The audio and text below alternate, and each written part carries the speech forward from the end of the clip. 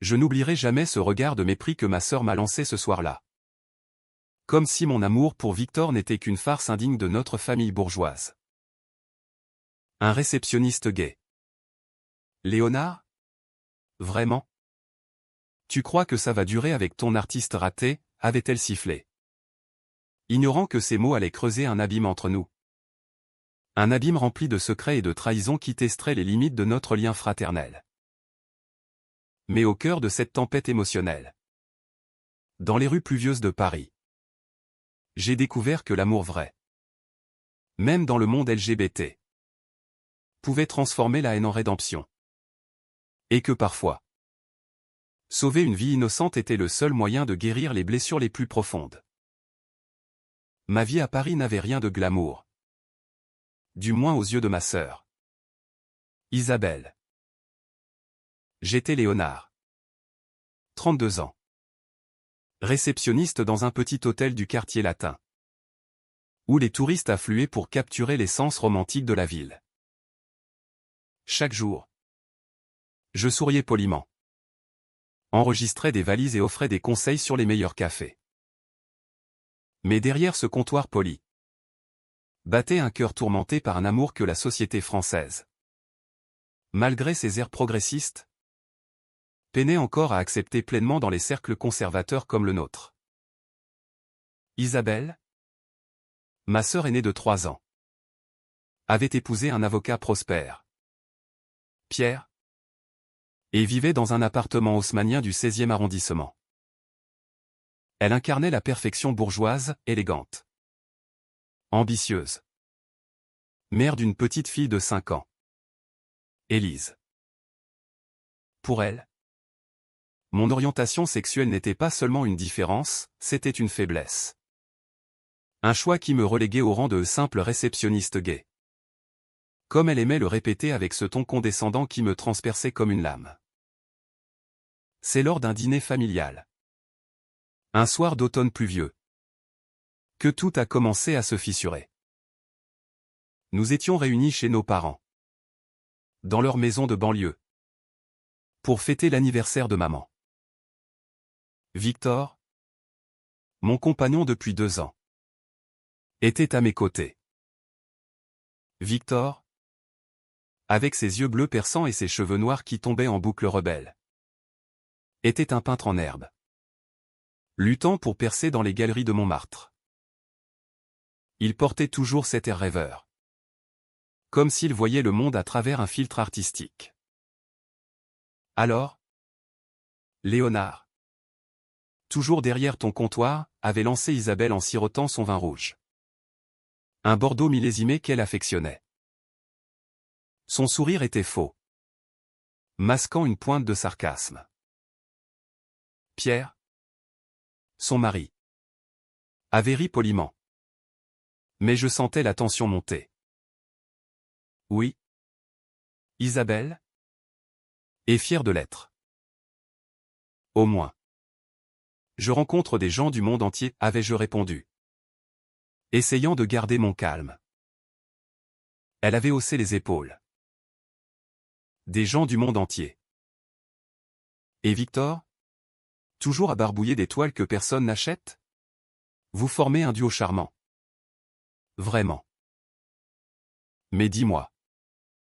Quand vas-tu grandir? Notre famille mérite mieux qu'un beau-frère qui. Enfin. Tu sais. Le mot gay n'avait pas été prononcé. Mais il flottait dans l'air comme un reproche.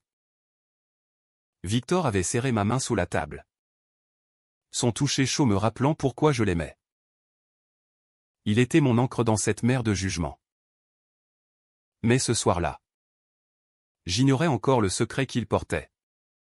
Un secret qui allait tout bouleverser. Les jours suivants, je ruminais ces paroles. Pourquoi Isabelle me haïssait elle ainsi? Était-ce la jalousie de voir mon bonheur libre, loin des conventions qu'elle s'imposait? Ou simplement l'homophobie latente de notre éducation catholique? Je décidai de l'affronter. Un après-midi, je me rendis chez elle. Élise jouant dans le salon avec ses poupées. Isabelle, Pourquoi me traites-tu comme un paria, demandai-je. La voix tremblante. Elle croisa les bras. Son tailleur chic accentuant son air supérieur. Parce que tu es une honte. Léonard. Papa et maman font semblant. Mais au fond, ils savent que ton choix nous discrédite. Et Victor? Il te trompe? J'en suis sûr. Les artistes comme lui ne sont pas fidèles. Ces mots me frappèrent comme un coup de poing. Comment osait-elle? Mais une graine de doute s'était plantée. Victor avait été distant ces derniers temps, prétextant des expositions tardives. Était-ce possible? Ce soir-là, rentrant à notre petit appartement de la rue Mouffetard, je fouillai discrètement son téléphone. Et là, le choc des messages d'un certain Alexandre. Un galeriste influent. Je t'aime. Victor. Quand vas-tu quitter Léonard? La trahison me submergea. Mon monde s'effondra. Comment l'homme que j'aimais, avec qui j'avais partagé des nuits à parler de nos rêves sous les toits de Paris, pouvait-il me mentir ainsi? Je pleurais seul, le cœur brisé, ignorant que ce n'était que le début d'une spirale de malentendus. Le lendemain, je confrontai Victor. Qui est Alexandre? Hurlai-je. Les larmes aux yeux. Il pâlit. Bégaya. C'est compliqué. Léonard. Alexandre m'aide pour ma carrière. Mais ce n'est pas ce que tu crois. Pas ce que je crois? Tu l'aimes, rétorquai-je. La voix cassée. Il secoua la tête. Non. C'est une erreur. J'ai flirté pour obtenir une exposition. Mais je t'aime toi. Seulement toi. Ces mots sonnaient faux. Ou du moins, c'est ce que mon cœur blessé voulait entendre. Nous nous disputâmes violemment. Des mots durs fusèrent, trahison. Mensonge. Abandon. Victor partit en claquant la porte, me laissant seul avec mes doutes. Pendant des jours, je errai dans Paris. Des quais de Seine au jardin du Luxembourg. Cherchant un sens à tout cela. Isabelle, apprenant la nouvelle par nos parents, m'appela. Je te l'avais dit. Les relations comme la tienne ne durent pas. Sa voix triomphante me fit bouillir. Était-ce elle qui avait semé le doute pour me détruire? Ou étais-je paranoïaque? Puis vint l'incident qui changea tout. Élise, la fille d'Isabelle, disparut lors d'une sortie scolaire au Louvre. Panique générale. Isabelle m'appela en pleurs, Léonard. Aide-moi. Elle est partie avec un groupe. Mais on ne la trouve plus. Mon cœur se serra.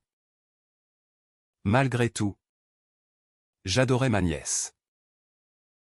Je me précipitai au musée, utilisant mes contacts de réceptionniste pour alerter la sécurité. En fouillant les salles, je la trouvai cachée derrière une statue. Effrayée par la foule. Élise. Mon Dieu. Tu m'as fait peur, dis-je en la serrant. Mais ce n'était pas fini. En la ramenant, je découvris qu'elle avait entendu les disputes familiales. Tonton Léonard. Pourquoi maman dit que tu es mauvais, murmura-t-elle. Ces mots innocents me brisèrent. Comment une enfant pouvait-elle porter le poids de nos haines adultes? De retour chez Isabelle. L'atmosphère était électrique. Elle me serra dans ses bras. Les yeux rougis. Merci. Léonard. Sans toi, je ne sais pas ce que j'aurais fait. Pour la première fois, je vis une faille dans son armure.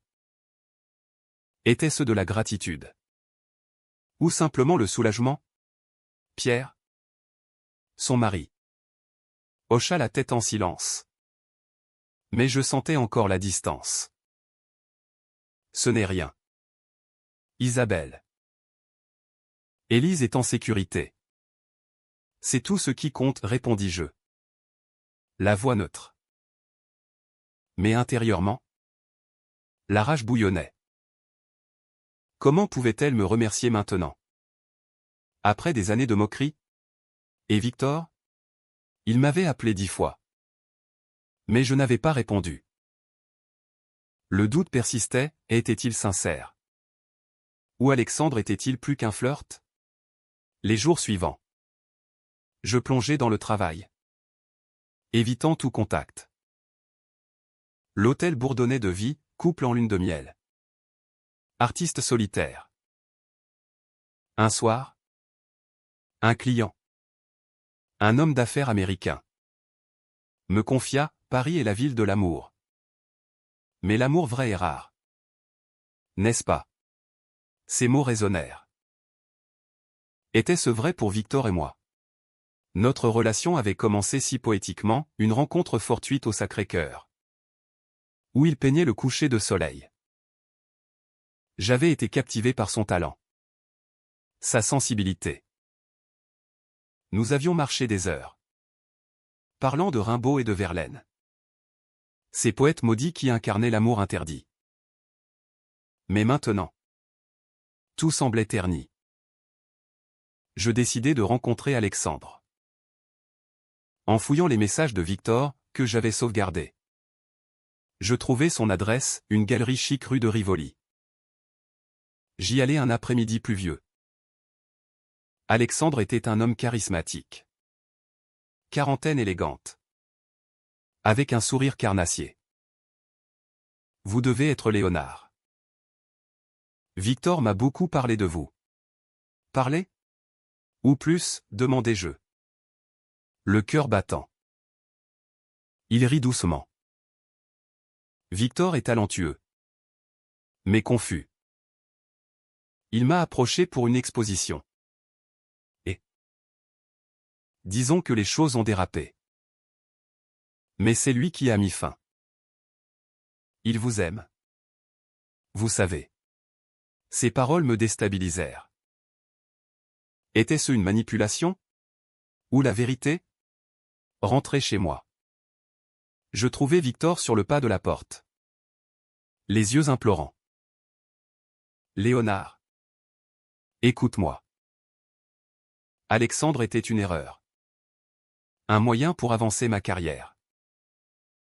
Mais je regrette. Sans toi. Je suis perdu. Nous parlâmes des heures. Déversant nos peurs. Victor avoua son insécurité, grandir dans une famille homophobe l'avait rendu vulnérable aux flatteries. Moi.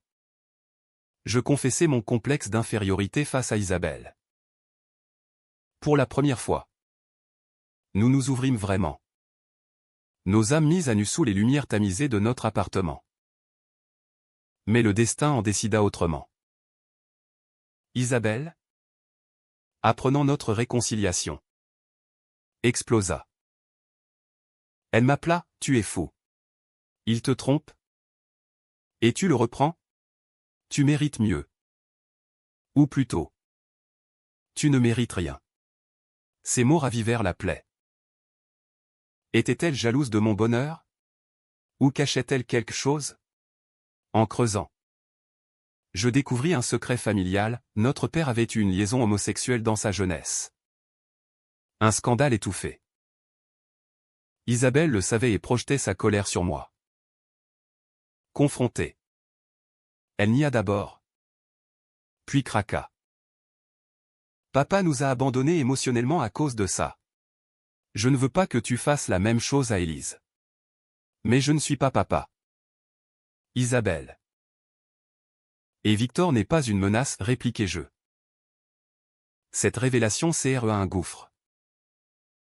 Isabelle se mura dans le silence, refusant de me voir. Victor, sentant ma détresse, proposa une escapade à la campagne. En Normandie. Pour nous ressourcer. Là-bas, sous les falaises d'Étretat, nous redécouvrîmes notre amour. Je jure de ne plus te blesser, murmura-t-il. Nos mains enlacées face à la mer agitée. Pourtant, le retour à Paris apporta une nouvelle tempête. Élise tomba malade, une fièvre mystérieuse. Isabelle, paniquée, m'ignora d'abord. Mais Pierre insista pour que je vienne. À l'hôpital Necker. Je veillais sur elle, racontant des histoires de Paris magique pour la distraire. Isabelle arriva. Épuisée. Pourquoi fais-tu ça? Après tout ce que j'ai dit? Parce que nous sommes famille. Et l'amour n'a pas de condition, répondis-je. Ses yeux s'embuèrent. Pour la première fois. Elle s'excusa, j'ai eu tort. Léonard. J'avais peur de perdre notre normalité au point. Ce moment de vulnérabilité nous rapprocha. Mais alors que Élise se rétablissait. Un appel anonyme bouleversa tout, Victor n'est pas qui il prétend. Demandez-lui pour son passé. Le doute revint. Qui était derrière ça? Isabelle? Ou Alexandre? Je confrontai Victor à nouveau. Quel passé? Il blêmit. J'ai été marié autrefois. À une femme. Avant de réaliser qui j'étais vraiment. La révélation me stupéfia. Victor? Bisexuel? Où avait-il menti sur tout? Pourquoi ne m'as-tu rien dit? J'avais honte. Peur que tu me rejettes. Comme ma famille l'a fait. La trahison semblait double. Était notre amour bâti sur des mensonges? Je partis, errant dans les rues nocturnes. Le cœur en miettes. Les nuits suivantes furent un tourment. Paris. Ville des Lumières. Me semblait sombre. Ces ponts romantiques des pièges à souvenirs douloureux. Victor m'appelait sans cesse. Ces messages pleins de remords, Léonard. Mon passé ne change rien à nous.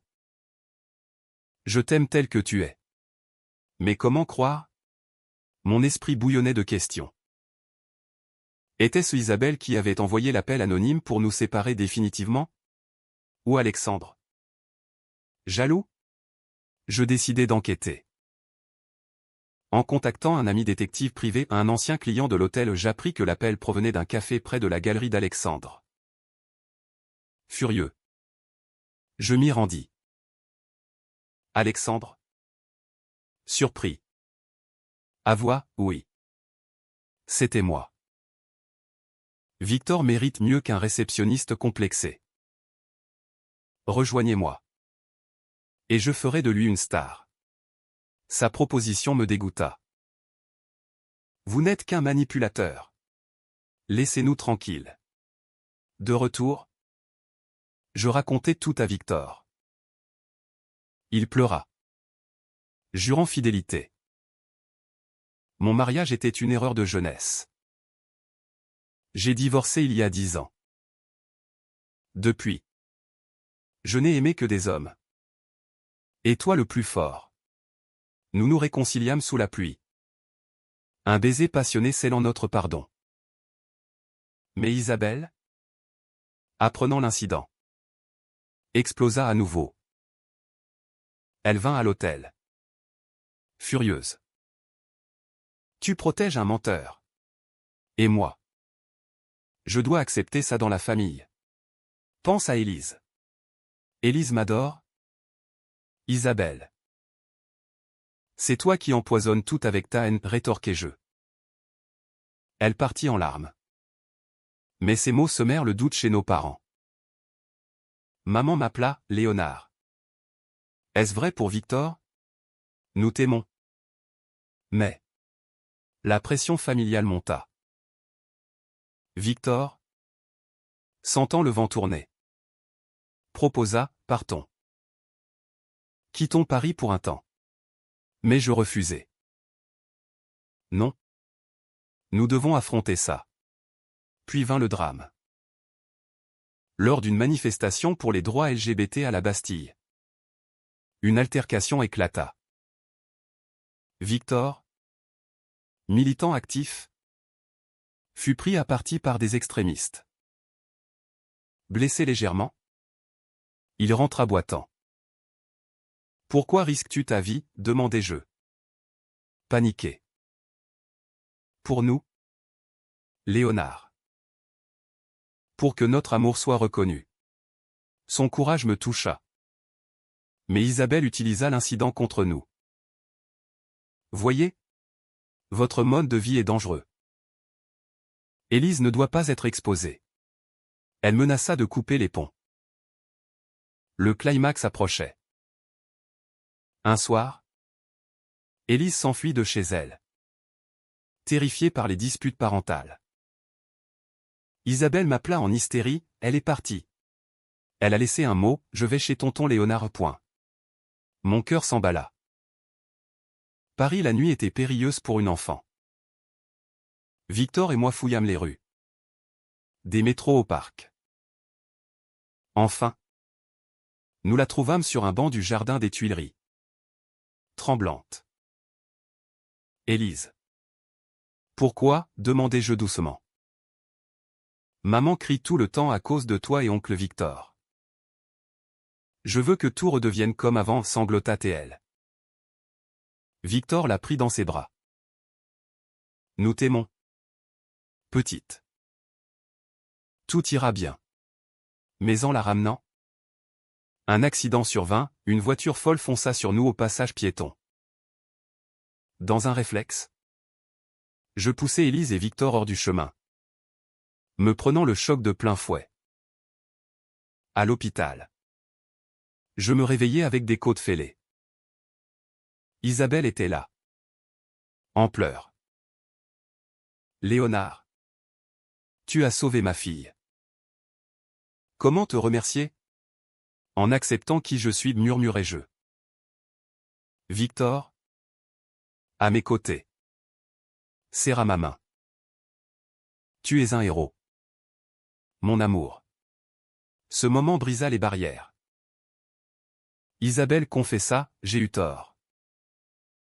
Ma peur venait de papa. Mais tu n'es pas lui. Tu es meilleur. Nos parents vinrent. Émus. Maman, nous sommes fiers de toi. Fils. La guérison fut lente. Physiquement et émotionnellement. Victor et moi renforçâmes notre lien. Planifiant un Pax officiel. Isabelle invita Victor aux dîners familiaux. Apprenant à le connaître. Pourtant. Un dernier twist, Alexandre réapparut. Offrant une exposition à Victor. Sans condition, dit-il. Victor refusa. Ma vie est avec Léonard. L'art viendra autrement. Sa décision me combla. Paris redevint magique, promenade au Marais. Dîner aux chandelles. Mais la vie n'est pas un conte. Isabelle luttait encore avec ses démons. Mais notre relation s'améliorait. Élise. Rayonnante. Nous unissait. Les mois suivants apportèrent une paix fragile. Mon travail à l'hôtel reprit. Avec une promotion inattendue, manager adjoint. Grâce à ma loyauté. Victor vendit enfin une toile. Pas via Alexandre. Mais une petite galerie indépendante. Notre appartement s'emplit de couleurs. Symbole de notre résilience. Isabelle, changée par l'accident, organisa un brunch familial. Léonard. Victor. Bienvenue, dit-elle chaleureusement. Élise sauta dans mes bras. Tonton. Raconte-moi une histoire. Je narrai un conte parisien. Où l'amour triomphait des préjugés. Pierre, habituellement réservé, leva son verre à la famille, telle qu'elle est. Pourtant, des ombres persistaient. Un soir, Victor reçut un appel de son ex-femme. Elle veut me voir? Pour clore le chapitre, expliqua-t-il. Le doute ressurgit. Vas-y. Mais sois honnête, dis-je. Le cœur serré. Il partit pour Lyon, où elle vivait. Les heures d'attente furent un supplice. Était-ce la fin? Isabelle, sentant ma détresse, m'appela, confie-toi. Frère. Pour la première fois. Nous parlâmes vraiment. J'ai projeté mes peurs sur toi. Papa S. secret m'a traumatisé. Mais tu m'as montré que l'amour gai peut être pur. Ces mots guérirent une partie de moi. Victor revint. Serein. C'était une fermeture. Elle est heureuse maintenant. Et moi avec toi. Notre amour approfondi. Avec des discussions sur l'adoption future. Mais un nouveau conflit surgit, nos parents, âgés, tombèrent malades. Isabelle paniqua, accusant indirectement mon style de vie de stresser la famille. Arrête. Isabelle. C'est injuste, protestai-je. Elle s'excusa vite. Mais la tension remonta. Victor proposa d'aider, je peux peindre pour une vente caritative. Son geste toucha tout le monde. La vente rapporta assez pour les soins. Maman, reconnaissante, serra Victor, tu es de la famille maintenant. Le haut trahau inattendu vint lors d'un voyage familial à la Côte d'Azur. Élise, jouant sur la plage, fut emportée par une vague. Panique. Je plongeai, la ramenant saine et sauve. Isabelle, tremblante, encore toi. Tu sauves toujours tout. Non. Nous sauvons ensemble, répondis-je. Ce soir-là, autour d'un feu, nous partageâmes des vérités. Isabelle avoua son mariage chancelant, Pierre et moi luttons. Voir ton amour avec Victor me rend jalouse. Victor, l'amour demande du travail. Pour tous. La nuit c'est la notre unité. De retour à Paris. Victor et moi nous paxâmes à la mairie. Isabelle comme témoin. Élise porta les alliances. Rayonnante. Mais la vie testa encore, Alexandre. Vindicatif. Répandit des rumeurs sur Victor espacé. Les galeries hésitèrent. Furieux. Je confrontai Alexandre, arrêté. Ou je porte plainte. Il céda. Mais le dommage était fait. Victor déprima. Peut-être que je ne suis pas fait pour ça. Si. Et je serai à tes côtés, assurai-je. Isabelle intervint, utilisons mes contacts. Pierre connaît des mécènes. Son aide surprit. Une exposition eut lieu. Succès modeste mais sincère.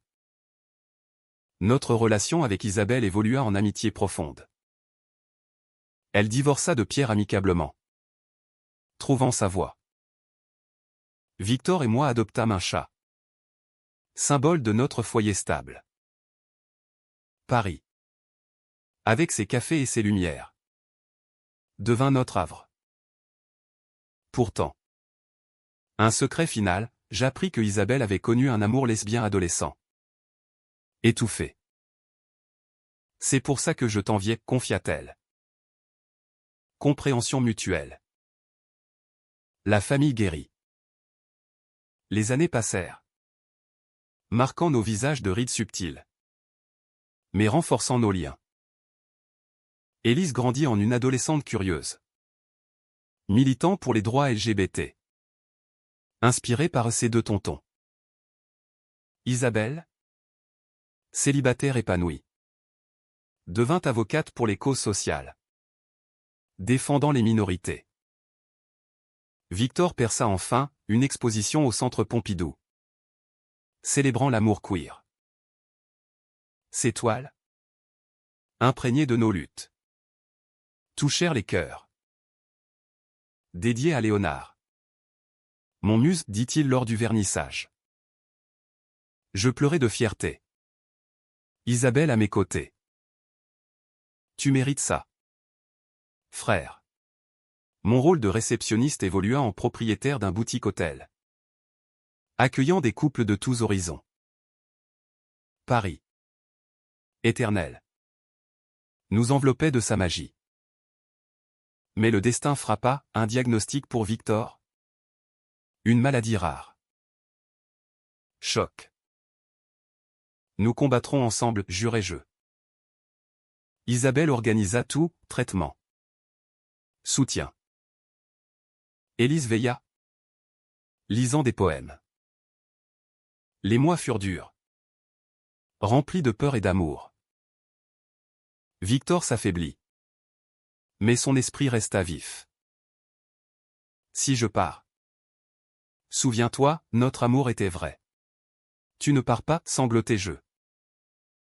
Miracle, rémission. Les médecins stupéfaits. L'amour guérit, murmura Victor. La famille se resserra. Un voyage en Provence scella notre gratitude, vigne. Soleil. Rire. Catétuc n'en VN, pas de happy end parfait. Mais une leçon. Isabelle, autrefois moqueuse, devint notre allié. J'ai appris de toi. Léonard. Le vrai courage est d'aimer malgré tout. Victor et moi. Main dans la main. Regardions la scène. Malgré les trahisons. Les doutes. Nous avons vaincu. Élise, vous êtes mes héros. Dans ce monde imparfait. Notre histoire LGBT. Riche en drames et émotions. Prouvait que la rédemption existait. Paris. Témoin silencieux. Continuez de briller.